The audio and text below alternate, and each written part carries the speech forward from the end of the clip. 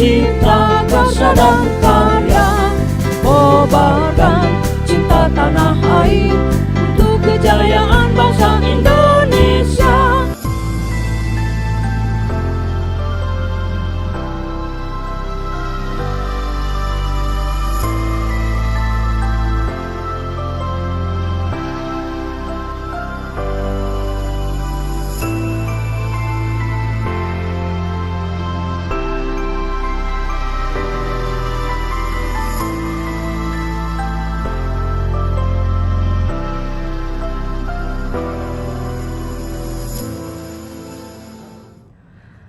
Hai Batavia Smart Channel dimanapun berada, kembali lagi bersama kami dari Geraha BK3S Salemba Tengah Lantai 3 Jakarta Pusat. Kami hadir bagian dari negeri untuk kita semua lewat informasi, komunikasi, dan edukasi. Baik, pada kesempatan hari ini kita kedatangan kembali lagi seorang tamu yang istimewa. Beliau adalah Profesor Dr. Budiarjo MSI. Prof, apa kabar Prof? Kabar baik. Kabar baik. Ya. Prof, kita sudah jaga jarak, berarti kita Ya. bisa lepas masker ya Prof ya. Baik, Prof. Kira-kira kalau kita bicara sesuatu yang sekarang lagi breaking news nih kembali. Biasanya nih dari Geraha BK3S pasti kita ambil berita-berita yang memang up to date ya Prof ya, yang kekinian. Nah ini beberapa waktu yang lalu, bahkan mungkin hingga saat ini nih masih ada nih teman-teman sahabat-sahabat kita yang di luar sana banjir Prof. Iya, banjir melanda ibu kota dan penyangga, kota-kota penyangga di seputar DKI Jakarta ini. Kira-kira dari aspek sosial, Prof, seorang pemerhati anak, beliau adalah pemerhati dunia sosial dengan segala kiprahnya, Prof, di dunia sosial ini. Kira-kira Prof bisa memberikan kami pencerahan kalau kita lihat dari aspek sosialnya bagaimana tentang banjir, kondisi banjir yang ada di Jakarta dan kota-kota penyangga sekitar kita, Prof. Baik, terima kasih Bu Maria.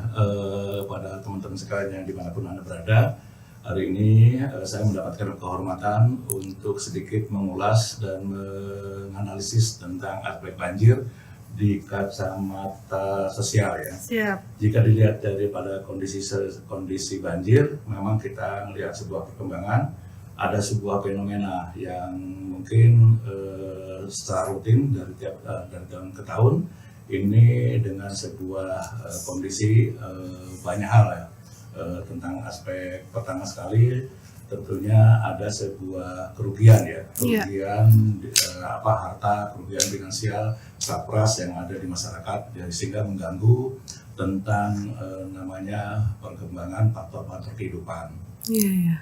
Keduanya tentunya kita melihat sebuah perkembangan ada terganggunya atau katakanlah posisi ketika kita melihat sebuah perkembangan adanya sebuah kondisi di mana Jakarta sebagai ibu kota negara yang setiap tahun selalu mengalami sebuah banjir yang rutin, sehingga suka tidak suka ini memberikan beban berat lah, tidak saja kepada pemerintah, kepada namanya masyarakat dalam posisi ini. Nah, ini adalah sebuah kondisi yang tentunya membuat masyarakat stres, emosi, bahkan mungkin bisa juga tekanan batin ya. Iya, betul, Prof.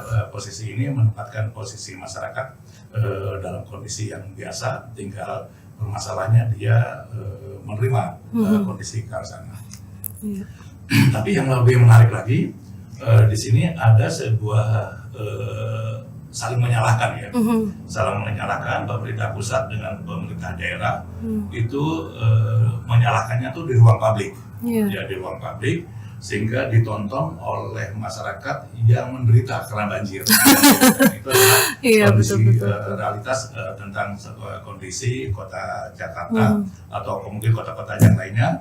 Tentunya ini menjadikan sebuah fakta di lapangan bahwa sesungguhnya ada tata kelola yang namanya tata kelolaan banjir itu belum sepenuhnya optimal dilaksanakan oleh pemerintah pusat maupun pemerintah daerah dan sebagainya, atau juga dengan partisipasi masyarakat yang kemungkinan menjadi tanggung jawab bersama. Itu. Prof, tadi sempat saya menyimak pemerintah pusat, kemudian pemerintah daerah, pastinya dengan kota-kota penyangga yang Prof maksud ya Prof ya, kemudian seakan-akan saling menyalahkan di ruang publik.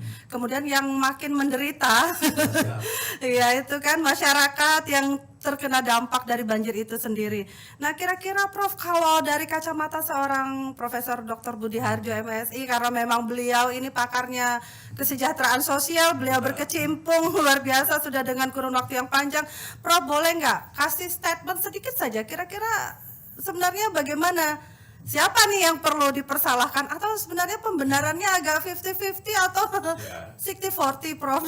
Gimana kira-kira? Kalau mencari kambing hitam, Iya. siapa yang salah? Itu air, Bu. Betul. Air. Tapi Iya, kan kita nggak betul. mau menempatkan air menjadi sebuah Iya. kondisi. Tapi yang jelas kondisi kalau dilihat sebuah konturnya Jakarta dan sebagainya, itu Jakarta dalam sebuah tipologi yang memang banjir. Keduanya juga cuaca ekstrim. Iya. Ketiganya juga tidak ada posisi RTH yang memberi target bahwa RTH untuk penyerapan air itu posisinya seyogyanya 30% ya dari luas wilayah. Tapi kondisi ini baru kalau nggak salah baru 9 ya. Nah, tentunya ini sebuah fakta di lapangan. Nah, kondisi selanjutnya posisinya siapa yang salah? Tentunya kita tidak dalam posisi ini tidak akan menempatkan posisi siapa yang salah dan siapa yang benar. Tapi ini adalah sebuah bencana bersama di mana semua ikut bertanggung jawab dalam pemerintah pusat dan pemerintah daerah. Kalau dilihat dari sebuah kondisi, pemerintah pusat saya kira sudah melaksanakan fungsi tugasnya. Demikian juga dengan pemerintah daerah ya dalam posisi Karsana. Cuma apakah posisi dia memiliki konsep, dia manajemen yang dibangun, terus keduanya strategi, keempatnya mungkin komitmen dalam rangka setiap tahun pergantian gubernur, pergantian presiden, ini masih tetap menempatkan Jakarta banjir. Bahkan tahun lalu namanya air itu sampai ke istana. Iya, gitu betul. Kan. Mungkin minta silaturahmi ya. Iya. Tapi posisi itu adalah fakta di lapangan ketika melihat sebuah perkembangan. Cuma permasalahan sekarang memang kalau dilihat di aspek siapa yang salah yang benar, saya melihat sebuah persepsi yang berbeda ya. Kalau misalnya katakanlah pemerintah pusat kadang-kala menyalahkan pemerintah daerah juga menyalahkan pemerintah pusat. Ini kelihatannya tidak elok lah ditonton oleh masyarakat. Padahal masyarakat memberikan mandat sepenuhnya kepada pemerintah untuk mengelola dan meminimalisir namanya banjir dari tahun ke tahun itu bisa diselesaikan dengan baik. Cuma permasalahannya kemungkinan apakah kondisinya buruk ataukah di aspek ada sentuhan politik sehingga tidak mau memiliki komitmen ke sana, ya sah saja. Tapi posisinya kalau dilihat dari kacamata saya, pemerintah pusat untuk posisi itu telah melakukan pekerjaan yang baik lah. Makanya dia menawarkan bahwa ada sebuah pendekatan namanya normalisasi. Nah itu ketika Pak Jokowi atau Presiden Pak Jokowi masih jadi gubernur, itu dia 2 tahun aja di Pemda DKI Jakarta bisa melihat kalkulasi bahwa ini harus ditangani oleh pusat. Makanya dia menawarkan diri bahwa untuk banjir dan macet itu saya bisa laksanakan kalau misalnya saya jadi presiden. Dan itu dilaksanakan sama beliau sampai dari tahun 2014 sampai 2017. Nah, itu normalisasi bisa berjalan dan sebagainya. Apakah itu maksimal? Belum. Nah, sekarang dengan masuknya Pak Anies itu masuk dalam posisi gubernur, dia mencoba ada perbedaan namanya konsep. Apakah itu buruk? Enggak juga. Cuma kita mungkin sampai sejauh mana dia menyampaikan konsep itu dipahami secara penuh oleh pemerintah pusat maupun pemerintah oleh masyarakat.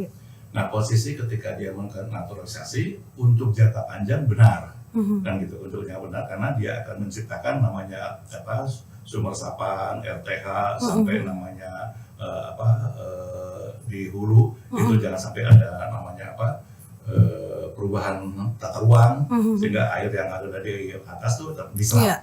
Tapi posisinya kan kemungkinan jangka panjang. Nah posisinya, saya posisinya tinggal melihat jangan-jangan posisinya Pak Anies itu ada hal yang kemungkinan dia tidak mau mengambil normalisasi. Karena normalisasi itu ada sebuah konsekuensi logis untuk membebaskan tanah Iya. di badan apa Sungai, sungai tersebut. iya. Nah, jika posisi itu dilakukan, pasti dia akan membebaskan tanah. Dia kemungkinan akan berhadapan dengan mafia tanah. Harga tanah di DKI Jakarta Iya. mungkin, saya juga nggak tahu Iya, kan. iya. Atau mungkin ada sebuah janji politiknya yang mungkin selama ini dia pegang teguh. Janji politiknya apa? Dia mengatakan membangun tanpa menggusur. Iya. Kan begitu. Betul, Nah, betul. jadi intinya sebetulnya ini sebetulnya tinggal di aspek posisi kewenangan aja. Kalau pemerintah pusat mengatakan bahwa 13 sungai yang ada di mau masuk ke DKI Iya, Jakarta DKI dan sekitarnya. itu adalah posisinya pemerintah pusat. Nah, kalau kewenangan itu pemerintah pusat, ada dua kemungkinan. Diambil alih aja fungsi tugas itu menjadi kewenangan pusat. Karena apa?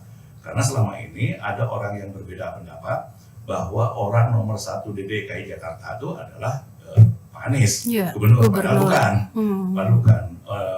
Nomor 1 di ibu kota negara adalah presiden. Di ibu kota provinsi adalah Pak Gubernur. Iya, Nah, posisi ibu kota negara yang itu ada di adalah provinsi. Pak Presiden. Kan begitu cara berpikir. Iya. Nah, sekarang kalau itu ibu kota negara di take over oleh Pak Presiden bisa. Karena dia punya kewenangan dan otoritas penuh permasalahannya. Nah, ketika dipraktekkan dalam posisi ini, rupanya kewenangan itu terbagi dalam posisi dua. Pemerintah pusat membangun namanya pembangunannya, lahannya dibebaskan oleh oleh Pemda. Nah, pembagian tugas itu ya tinggal dikoordinasikan aja dengan baik. Oke. Kalau misalnya melihat konsepnya naturalisasi yang dicanangkan oleh Pak Gubernur, itu kemungkinan dalam sebuah pertimbangan dan kalkulasi yang berbeda. Nah, di take over aja, dan itu akan menempatkan posisi yang menempatkan negara hadir untuk menyelesaikan sebuah banjir. Iya. Apakah ada ketakutan? Bisa jadi ada ketakutan kalau dilihat dari aspek politik. Iya.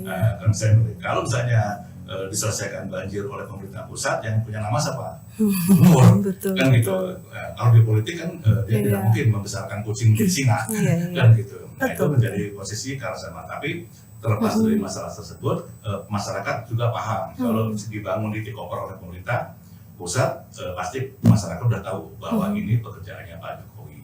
Nah, satu. Keduanya, ketika itu berjalan dalam kondisi kalkulasi waktu dan sebagainya, pemerintah pusat dengan segala kalkulasi dan pertimbangan yang mungkin lebih mendalam, itu menempatkan bahwa dalam rangka beban Jakarta yang berat, beban kemacetan, beban polusi dan sebagainya, sehingga timbullah sebuah keputusan untuk memindahkan ibu kota negara ke Kalimantan. Nah, itu kan menjadi sebuah sebuah keputusan yang mungkin bisa benar. Karena apa? Karena DKI Jakarta sudah bebannya terlalu berat. Bisa benar, atau mungkin juga ini lari dari tantangan. Bisa aja lari tantangan terus pindah. Terlepas dari masalah tersebut, kita yakin lah pemerintah pusat dan pemerintah daerah pasti punya keinginan untuk DKI Jakarta itu tidak banjir, cuma masalahnya di aspek koordinasi. Nah, selanjutnya sekalipun pindah ke ibu kota ke luar Jakarta, tidak mengurangi namanya kewenangan dan tugas fungsi tanggung jawab pemerintah pusat. Walaupun nanti suatu saat DKI Jakarta tidak menjadi ibu kota negara, tapi beban untuk melaksanakan fungsi tugas sebagai ibu negara tetap, karena 13 sungai itu menjadi tanggung jawabnya pusat. Nah, jadi double tanggung jawab, pindah ke ibu kota, tapi itu sekarang kecuali kalau misalnya diatur khusus dan semacam itu. Kalau dulu diatur khusus, namanya kemungkinan ada menteri Jabodetabek, itu lain kan, karena itu menjadi pembantu langsung presiden dalam rangka membebaskan lahan, membangun dan sebagainya, otoritas penuh. Itu tinggal sekarang Anda akan melihat dengan sebuah pembangunan kesejahteraan sosial atau menggunakan pendekatan yang sifatnya ekonomis, karena banjir dan sebagainya itu tidak ekonomis dibanding dengan jalan tol, atau menggunakan dengan aspek politik, tinggal itu posisinya. Tapi Saya lihat dua-duanya putra terbaik lah. Kita harus dukung. Kalau toh posisi namanya ada perbedaan konsep, saya kira itu diselesaikan di kamar tersendiri, jangan di ruang publik. Iya betul. Oh menarik nih Prof. Jadi saya akhirnya tadi juga sambil menyimak, kemudian sambil nyatet.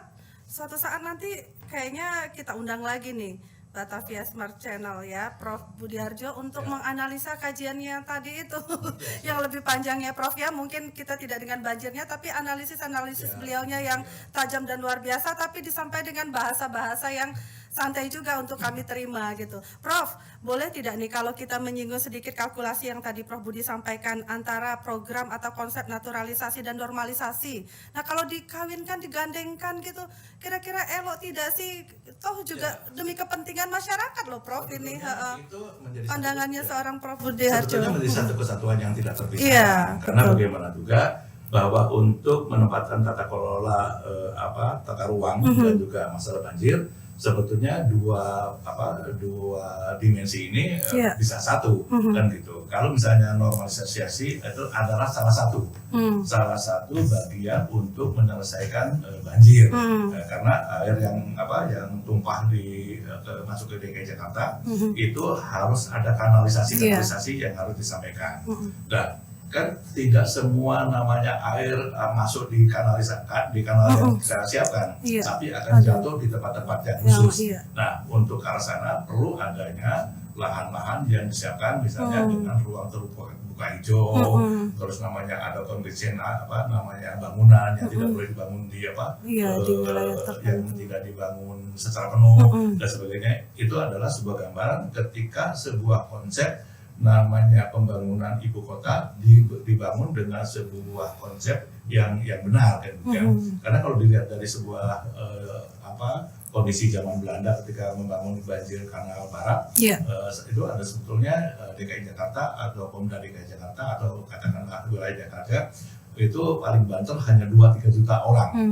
2 juta orang penduduknya. Nah sekarang udah 11-12 juta kan. Mau tidak mau namanya posisi ke arah sana harus disikapi dengan baik dan juga posisi Pemda sama pemerintah pusat duduk bareng dan sebagainya untuk mengatur DKI Jakarta secara khusus dengan daerah penyangga sampai ke hulunya sehingga ada sebuah tata kelola tata ruang yang dikawal, terus namanya tata kelola namanya hujan yang baik yang ekstrim atau yang reguler itu bisa disesuaikan dengan sebuah kondisi yang ada. Iya, oke, baik, Prof. Kita ada di DKI, warga DKI, kemudian BK3S Provinsi DKI, Prof. Kemudian boleh tidak nih kalau kita lebih mengerucutkan lagi bagaimana pandangan seorang Prof Budiharjo tentang skenario penanganan banjir di DKI Jakarta dari sudut pandang aspek sosialnya yang diangkat, kemudian dengan dinamika perjalanan yang Prof amati, tadi sudah kami tangkap beberapa sinyalemen yang Prof ceritakan atau dengan bahasanya yang tadi Prof sampaikan bahwa ada hal-hal titik temu yang sebenarnya bisa kok kita iniin. Kira-kira menurut Prof Budi bagaimana nih? Ya kalau dilihat dari sebuah kondisi, sebetulnya masyarakat itu sebetulnya udah dalam kondisi walaupun udah terbiasa ya, udah terbiasa bahwa ada sebuah kondisi yang belum maksimal atau optimal dilaksanakan oleh Pemda DKI Jakarta. Ada sebuah standar yang harus dipenuhi dalam rangka upaya posisi agar ketika namanya BMKG itu pernah menyampaikan sebuah warning bahwa akan ada sebuah fenomena curah hujan yang ekstrim dan sebagainya, baik pemerintah pusat atau pemerintah daerah seyogyanya mempersiapkan segala sesuatunya walaupun air akan tumpah dengan banyak. Cuma permasalahannya bagaimana mengeliminir namanya kerugian namanya masyarakat dalam aspek namanya harta benda, terus bahkan nyawa dan sebagainya, itu bisa diantisipasi secara dini. Misalnya katakanlah kalau misalnya tempo hari ada posisi dalam rangka curah hujan yang lebih dari 300 mm, itu diharapkan namanya tempat-tempat yang sudah terbiasa dengan banjir, itu harus mengamankan, ya kan, mengamankan kendaraannya dan sebagainya sehingga posisinya, atau mungkin katakanlah kalau misalnya 23, 24 misalnya kan, posisinya udah diliburkan aja, suruh di rumah kan, gitu kan, tidak jalan sehingga jalan tol tidak penuh dengan kendaraan yang terendam. Itu contoh. Tapi kembali bahwa posisi untuk early warning mungkin bisa juga sudah ya, tapi posisinya tidak maksimal sehingga masyarakat merasa dirugikan dalam kondisi karena walaupun pemerintah DKI Jakarta memiliki sebuah prestasi yang bagus ketika misalnya dengan daerah lain, itu posisi dia atau bisa menyelesaikan dalam hitungan jam, 6 jam kan, 6 jam itu posisi banjir surut karena dipersiapkan dengan baik. Permasalahannya bukan 6 jam, 1 jam 2 jam masyarakat udah mau untuk banjir. Nah, itu adalah kondisi yang ada. Nah tentunya kalau toh di aspek kita sebagai aspek sosial, ya kita harus menyiapkan namanya relawan, namanya dapur umum, terus kemungkinan yang sifatnya peran bantu yang lainnya. Biasanya kalau BK3S itu akan turun ke bawah dalam rangka upaya mengerahkan relawan-relawan yang ada. Cuma permasalahannya sekarang ada dramatis ketika bencana ini hadir itu berbarengan dengan COVID yang selesai. Pandemi ini, betul. Mudah bisa selesai dengan Pak Jokowi menempatkan vaksin yang hadir, terus Pemda DKI Jakarta menyiapkan fasilitas yang lain bukan dilatih segera selesai. Oke. Baik Prof, terima kasih. Nah sebelum kita menutup bincang-bincang kita di kesempatan kali ini, Prof, mungkin sebagai closing statement, kira-kira apa harapan Prof Budi, Ketua Umum BK3S Provinsi DKI Jakarta terhadap tadi kita sudah bicara banyak tentang banjir yang hampir setiap tahun jadi makanan rutin warga ibu kota, kira-kira apa Prof? Kalau misalnya katakanlah Pak Gubernur udah terlanjur untuk janji politiknya, namanya membangun tanpa menggusur, tentunya kita hargailah, namanya dia udah kagum janji kan, bagaimana juga. Tapi ketika posisi hampir 3,5 tahun dan hampir 1,5 lagi tahun, saya kira pemerintah pusat men-take over aja, untuk melaksanakan fungsi tugasnya, bahwa kewenangan dia penuh, tidak terbagi. Baik pembangunan di aspek normalisasi maupun di aspek pembebasan lahan. Saya kira mungkin itu lebih terhormat daripada posisi masih ditawarkan oleh Pemda DKI Jakarta, bahwa Pemda DKI Jakarta melihat sebuah kesulitan atau dibalik posisinya. Kalau misalnya ada sebuah untuk berbagi sharing, udah DKI Jakarta suruh bangun bangun kalinya normalisasi, pemerintah pusatnya membebaskan lahan. Itu adalah gambaran yang bagus. Saya kira lebih baik duduk di tempat yang terhormat tanpa di ruang publik dan sebagainya, untuk membicarakan, lebih baik namanya kerja dengan senyap daripada gaduh, sehingga tidak elok dilihat oleh masyarakat, baik pemerintah pusat maupun daerah. Nah, terlepas dari pakaian politiknya. Baik Prof, terima kasih. Mungkin sekali lagi saya minta mungkin Prof, karena kita bergerak di kesejahteraan sosial Prof, kira-kira mungkin sebuah himbauan pribadi seorang Ketua Umum BK3S Provinsi DKI Jakarta terhadap masyarakat yang memang mau tidak mau, karena kita berada di seputaran berita tentang banjir yang terus menerus hingga saat ini belum ada penyelesaian yang berarti, tapi kita harus menghadapi itu semua. Kira-kira secara sosial untuk masyarakat pada umumnya Prof, kasih tip and trick atau pesan-pesan moral untuk masyarakat semuanya untuk kita menghadapi supaya kita siap dengan bencana ini. Gimana? Kita dalam kondisi pandemi COVID, kedua laju ekonomi yang laju ekonomi yang masih belum bergerak, terus ada lagi bencana. Saya kira mungkin namanya penderitaan rakyat sudah paripurna ya. Nah, tapi saya lihat bagaimana rakyat masih memaklumi kondisi pemerintah dan sebagainya, walaupun dia menyadari bahwa ini adalah sebuah bencana dari Tuhan dan sebagainya. Dia mungkin posisi menerima dalam kondisi ke arah sana, walaupun kembali yang namanya permintaan dan juga namanya permohonan untuk pemerintah ke depan adalah tuntutan mereka supaya bisa diselesaikan.